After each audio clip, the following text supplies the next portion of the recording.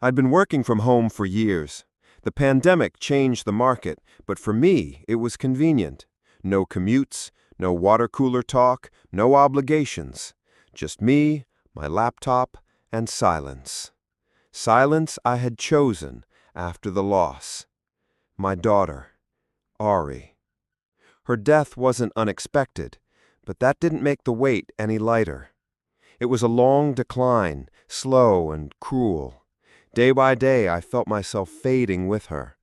Her room remained untouched, strings of paper garlands on the wall, drawings she loved, colors still bright. I never took down her clock. It had stopped at exactly 3:14 a.m., the moment she took her last breath. 2 years passed, quiet, cold, empty years. That day I called the bank, just some minor technical issue. My card had been blocked after a failed login. I pressed the numbers, listened through the lifeless menu, and when I expected the usual, "Your call is very important to us," I heard something else. Not a bank employee's voice. Her voice. "Dad?" At first, I didn't believe it. I called out, but the line was dead. Silence, then a faint rustle, and again, clear, without distortion. "Can you hear me?" I hung up, not out of fear, but because my brain simply couldn't process what I'd heard. My reaction was automatic, like slapping away a hallucination. I sat frozen for minutes, phone in my hand, screen gone dark. I didn't even shake. I just listened, to myself and to the silence in the house. Then I dialed again. "Dad?" she said almost immediately. "You won't forget me, right?" And then, silence. After that, I didn't call again. Not right away. For days I avoided the phone, barely left the house, barely ate. I chose silence, observing myself like a patient studying symptoms before seeing a doctor. Maybe it was hallucinations. Maybe my mind had cracked. But I wasn't on meds. I didn't have trouble sleeping. I hadn't touched alcohol in 6 months. I wasn't sick. And the worst part? I remembered her voice in every detail, every inflection. What I heard wasn't memory. It was alive, with breath, with whisters, with the hoarse edge she had after crying. I couldn't hold out. On the 6th night, I called again. This time, it wasn't Ari. It wasn't the bank either. It was noise, like the static of an old tape, the crackle of a phone line decades gone. And then, he's listening. Not a child's voice, deeper, rougher, not aggressive, just watching. I dropped the receiver and ran to the bathroom. Cold water didn't help. The feeling didn't leave me that something was watching. Not from outside, from inside, like an itch behind the eyes. I didn't sleep until dawn. The calls became regular, and soon it wasn't me who was dialing.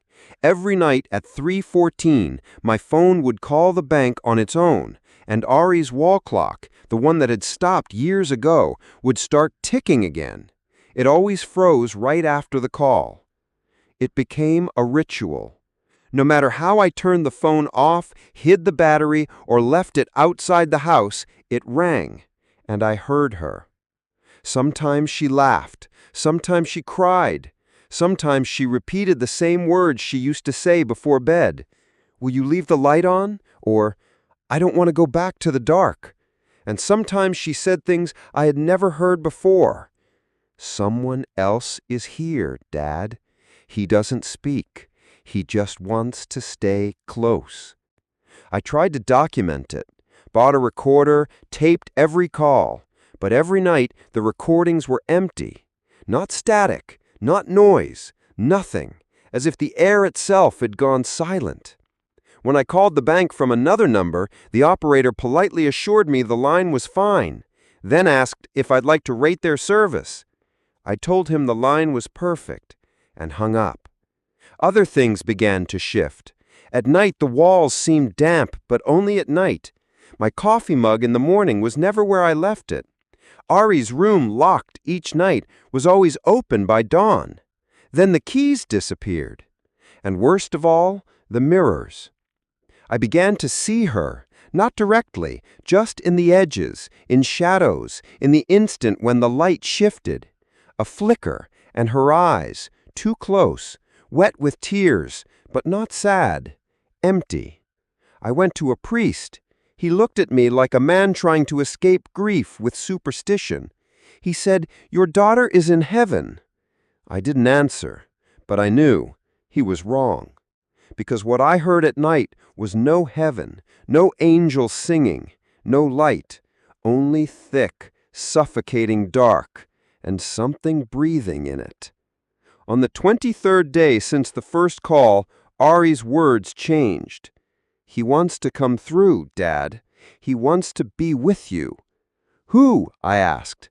Instead came the sound of fingernails dragging across fabric, and then a voice, not hers, not mine, just a voice from the other side. "You opened the door." I didn't sleep for 3 days, not because I couldn't, but because I was afraid. In my dreams, I wasn't alone anymore. Sometimes I woke up with scratches, sometimes with the sense that something had touched my face.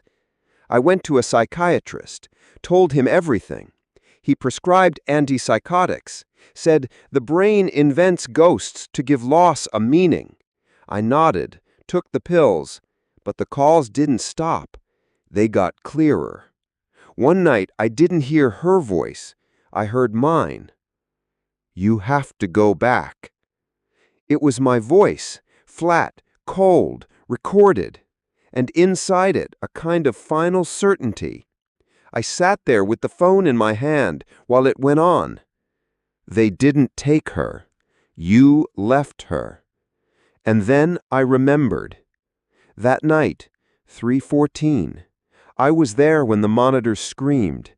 I was holding her hand, but I didn't call the doctors right away. I just sat there and waited, because I couldn't watch her suffer any longer. I let her go. I left her. The last time I dialed, without thinking, my fingers just did it, I heard her again.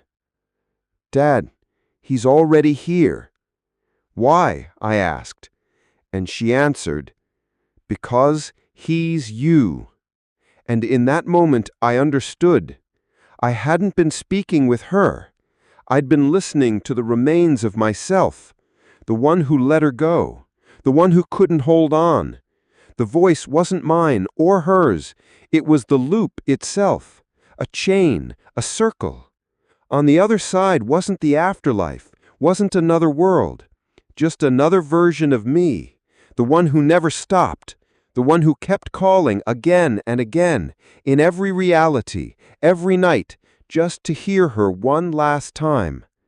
And I can't stop it, because he is me, and I am already on the other side of the line.